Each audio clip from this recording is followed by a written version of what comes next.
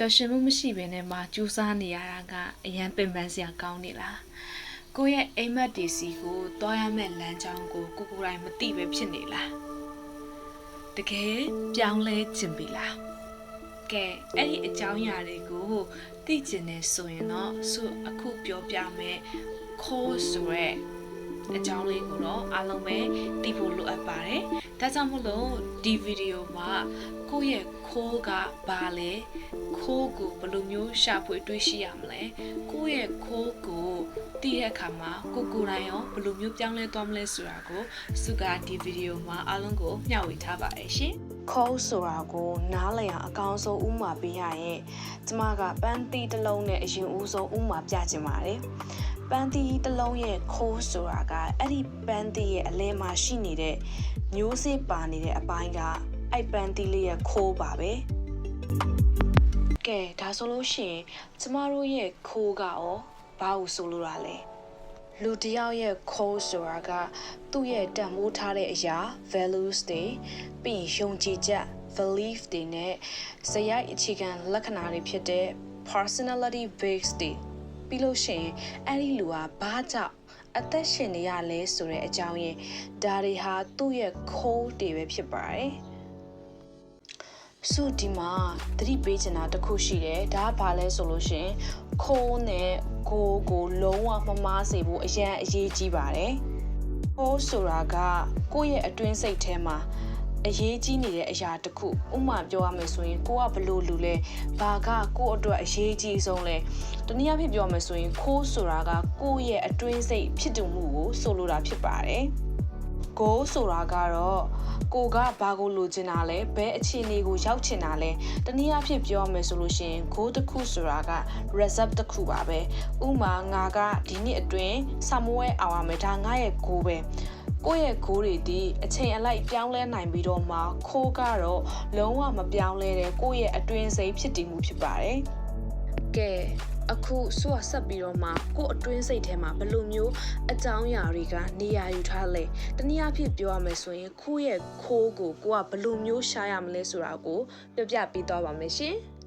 Okay နံပါတ်1ကကြတော့ကိုယ့်ရဲ့စိတ်နှလုံးကိုနားထောင်ဖို့လိုပါတယ်။နေ့စဉ်ဆိုတော့9မိနစ်10မိနစ်လောက် silent time ပေါ့နော်ကိုယ်ပိုင်အချိန်လေးထားပြီးတော့မှစာအုပ်တစ်အုပ်ကိုယူပါပြီးရင်အဲ့ဒီစာအုပ်ထဲမှာကိုကဘာကိုအကြိုက်ဆုံးလဲဘာကိုမကြိုက်ဆုံးလဲပြီးရင်အရေးကြီးဆုံးအချက်တစ်ခုက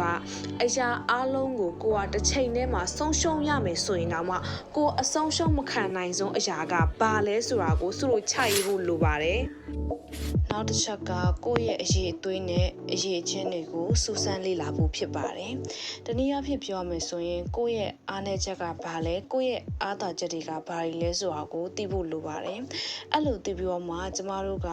ရဲ့အားသာချက်တွေကိုဘယ်လိုမျိုးအသုံးချမလဲ။ကိုယ့်ရဲ့အားနည်းချက်တွေကိုဘယ်လိုမျိုးအားသာချက်အဖြစ်နဲ့ပြန်ပြီးတော့မှအသုံးပြုမလဲဆိုတဲ့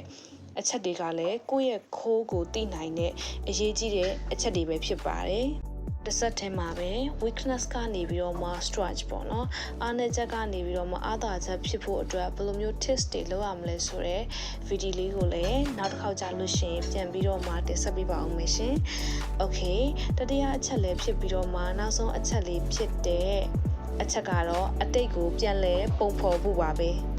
အတိတ်မှာဘယ်အရာတွေကကိုယ့်ကိုအပျော်ရွှင်ဆုံးဖြစ်စေခဲ့လဲဘယ်အရာတွေကကိုယ့်ကိုစိတ်သက်အကြဆုံးဖြစ်စေခဲ့လဲအဲ့ဒီအကြောင်းအရာတွေကိုပြန်တွေးနေမှာကျမတို့ရဲ့အတွင်းစိတ်ကဘာကိုလိုလားလဲဆိုတာကိုသိနိုင်မှာဖြစ်ပါတယ်ကဲဒါဆိုလို့ရှိရင်မေးစရာတွေရှိလာပါပြီဒါဆိုကျမတို့ရဲ့ခိုးကိုသိလို့ရှိရင်ကျမတို့ကိုယ်တိုင်ဘာတွေပြောင်းလဲလာမှာလဲတေချာပေါက်ပြောင်းလဲမှုကတော့အများကြီးဖြစ်လာမှာဖြစ်ပါတယ်ရှင်ပထမဆုံးပြောင်းလဲမှုကတော့ကိုယ့်ရဲ့စိတ်နှလုံးနဲ့ life ဖတ်တဲ့ lifestyle တစ်ခုကိုကျမတို့ဖန်တီးနိုင်ပါလိမ့်မယ်။ကိုယ့်ရဲ့ကိုယ်စိတ်ဆန္ဒနဲ့ကိုက်ညီတဲ့အလုပ် hobbies ဝါသနာတွေအပေါင်းအသင်းတွေနေထိုင်မှုဘဝစတာတွေကိုကျမတို့ရွေးချယ်လာနိုင်ပါလိမ့်မယ်။နောက်တစ်ခုကကြတော့ဆုံးဖြတ်ချက်တွေကိုကျမတို့အကောင်းဆုံးဆုံးဖြတ်လာနိုင်ပါလိမ့်မယ်။တနည်းအားဖြင့်ပြောရမယ်ဆိုရင် decision making skill ကအရန်ကိုကောင်းလာပါလိမ့်မယ်။ကိုယ့်ရဲ့ကိုယ်သိလို့ရှိရင်ဘာကကိုယ့်ဘဝအတွက်အရေးကြီးပြီးတော့မှဘာကအရေးမကြီးဘူးလဲဆိုတာကိုရှင်းရှင်းလင်းလင်းသိလာမှာဖြစ်တဲ့အတွက်မလို့ဘယ်အရာမှန်တယ်ဘယ်အရာမှားတယ်ဆိုတာကိုလည်းကျမတို့က နော်ဆုံးဖြတ်တဲ့အခါမှာရှင်းရှင်းလင်းလင်းနဲ့တိကျကျမြန်မြန်ဆန်ဆန်နဲ့ဆုံးဖြတ်လာနိုင်ပါလိမ့်မယ်နောက်ဆုံးအချက်ကတော့ confidence ရှိမယ်